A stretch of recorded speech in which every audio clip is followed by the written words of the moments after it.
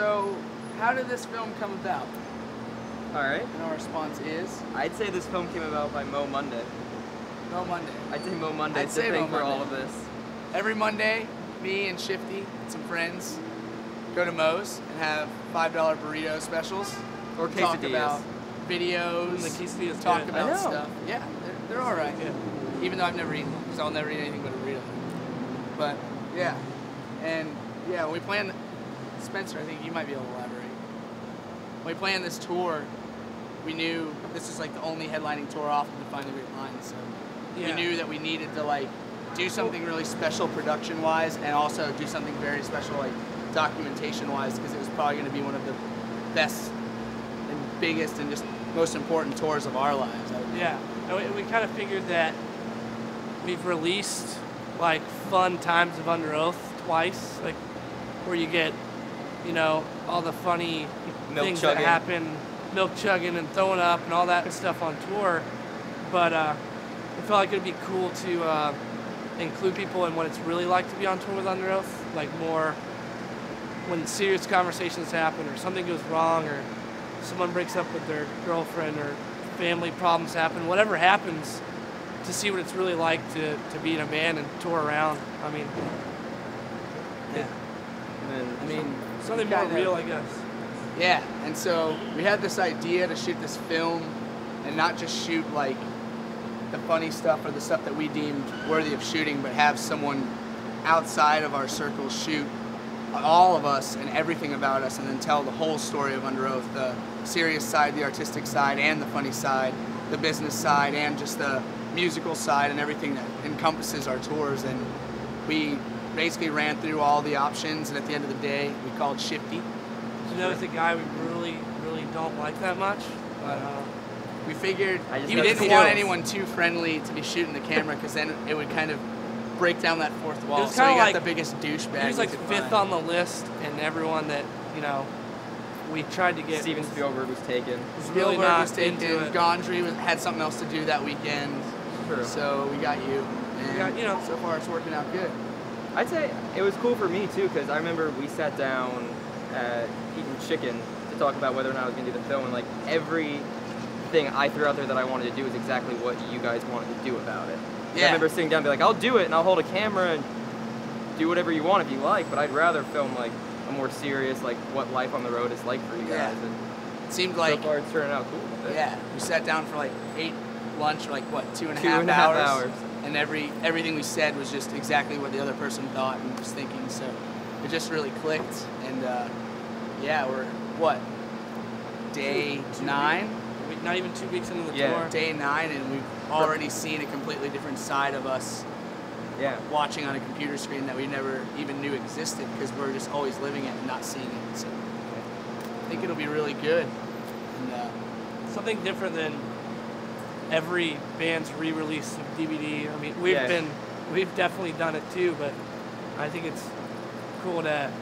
I think we talked about that too. There's like each year hundreds of DVDs released and like 2 that you feel like going back and good. rewatching. Yeah, Yeah. like Their That are DVDs are not considered worth putting time and effort in a band. Like, your band is like your music, your record, your tour, and then we'll just buy a crappy camera and film everything, and it'll all look like crap, and then we'll just throw it into iMovie, cut it up, and sell it to kids. And if it's you like Underoath, you'll love this. yeah. So I think it's really important for us to like put out a product that we know is awesome and is better than everything else that we've done and everything else that everyone else is doing, and just kind of raise the bar, so when a kid gets it, he's like, my $15 or $20 was more than well spent, and this band put more than enough effort and money and time and just creativity into making this the best it could be, and this band actually cares about me, the person that cares about them, and kind of making it a reciprocating process rather than just like shoving things down kids' throats and asking for money,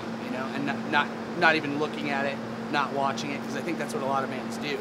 The label says, package this way, and we'll give you X amount of dollars, and we'll give you X amount of tour support, and it's all a business. And I think that within all that realm, you lose the art of film and music. And I think that's something we're all trying to achieve. I think as like the director too, I'm stoked on trying to make something that stands alone as much as like a film as it does a band DVD. Like there's a few Yeah. band DVDs that come out every once in a while that like you can show to your friends who aren't familiar with the band at all, and they'll just be like, wow, that was awesome to watch. And they'll walk away and be like, I never knew about the band, or I wasn't familiar with them, but now like I feel like I have some insight, and just as a it's almost like a film separate entity. yeah, It's a film and a band, and you can like film or like the band, and you don't have to like both to like exactly the thing. Yeah.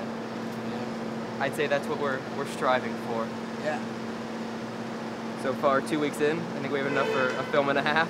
Yeah. So you want to talk about just when the budget came in, how like everything was allocated, and how everyone working on it is making pretty much nothing, and how you're literally making nothing. that's true. Just to put it all towards making sure the equipment is the best possible and everything stretches to where the product is going to benefit at everyone else's expense, because I think that's important. Yeah, that's true. I mean, I was fortunate enough to have a decent budget going into it. It's not like we're scraping the bottom of the barrel, but I'm really lucky to have my sound guy who you can't see, and second camera guy / driver / assistant who's behind the camera right now, and they're working really for less than you would make at your regular job. Starbucks.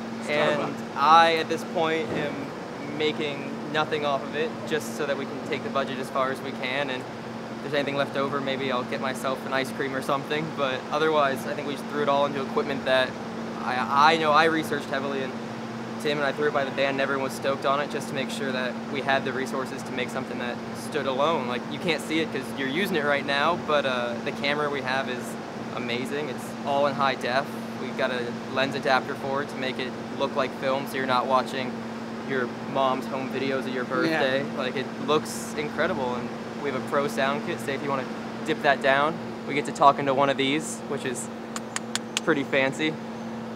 And yeah, I'd say equipment-wise, like, I've been lucky to work with a band who cares enough to make a good film, and a label who supported them so that we could make, I mean, I'd like to say film, but it's all video, but to make a product that is really top-notch. I mean, that would stand up against any other DVD that you get out there, certainly any other documentary.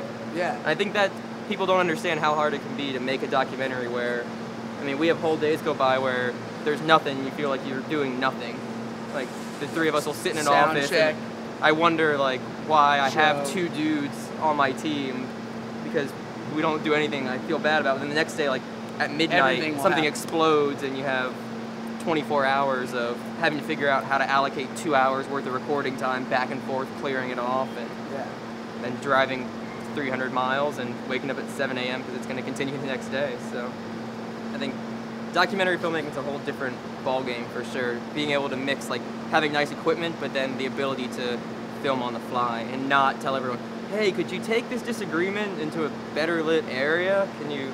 Yeah. I know you're breaking up with your girlfriend, but the bus is really noisy right now. Yeah.